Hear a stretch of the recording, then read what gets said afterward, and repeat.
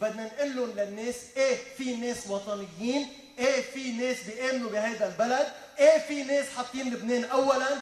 انا موجود هون لاني مؤمن انه احلى وانظف واجمل قضيه بالعالم ممكن الانسان يضحي ويناضل كرمالها هي قضيه الشعب اللبناني والقضيه اللبنانيه.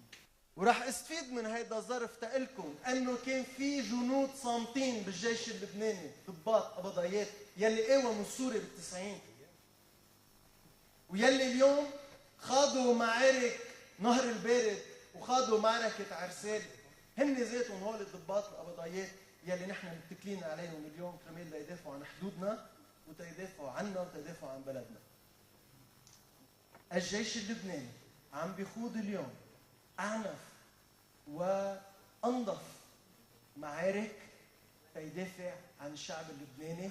كلنا سوا بدنا نوقف حده، بدنا نوقف وراه، بدنا ندعمه، بدنا نأدي التحية لكل جندي لبناني عم بيقطع على الطريق، لأنه هول الشباب هن يلي عم يدافعوا عنا، هن يلي عم بيحافظوا على بلادنا، هن يلي عم بيحافظوا لنا على حريتنا.